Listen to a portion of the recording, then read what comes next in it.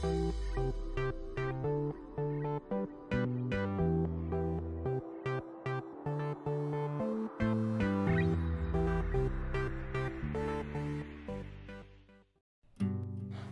Everyone, আসসালামু আলাইকুম। Welcome back to my channel Lima's kitchen. আশা করি সবাই ভালো আছেন, আমিও ভালো আছি আলহামদুলিল্লাহ। আমার আজকের রেসিপি পেস্ট্রি ক্রিম। এই পেস্ট্রি ক্রিমের রেসিপি খুব শীঘ্রই আপনাদের সাথে শেয়ার করব বলেছিলাম। এটা দিয়ে আমি আইসক্রিম তৈরি করেছি।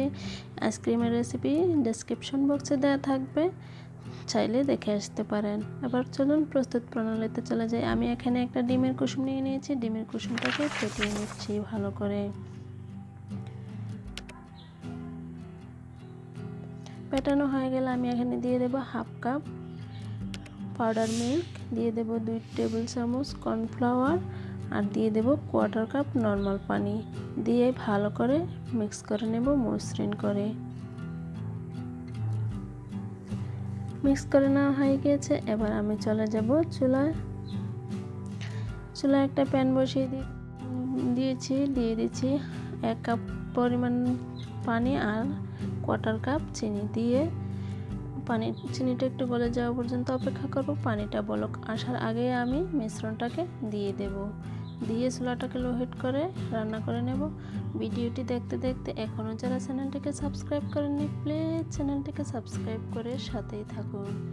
আর যারা অলরেডি সাবস্ক্রাইব করে সাথে আছেন তাদেরকে অসংখ্য ধন্যবাদ। ভিডিওটি ভালো লাগলে লাইক কমেন্ট করতে ভুলবেন না, শেয়ার করে দিবেন ফ্যামিলি ফ্রেন্ডসদের সাথে। দেখুন আমি অনবরত নেড়ে কিভাবে চুলাটাকে লো হিটে রেখে রান্না করে নিচ্ছি। এবার চুলাটাকে আমি অফ করে দিচ্ছি। দিয়ে এখানে দিয়ে দেব বাটারটা ক্রিমটার গরমে গলে যাবে। চুলাটা অবশ্যই অফ করে দিতে হবে।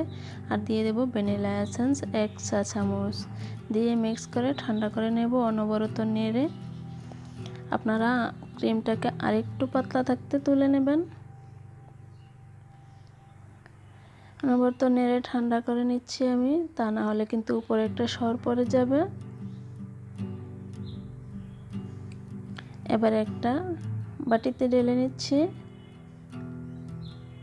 বাটিতে ঢেলে নিয়ে আমি নরমালি এভাবে রেখে ঠান্ডা করে নেব।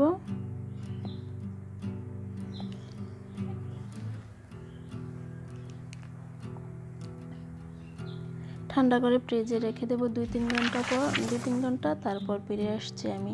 2-3 ঘন্টা পরে ফিরে এসেছি। দেখুন আমার ক্রিমটা কিন্তু একদমই রেডি।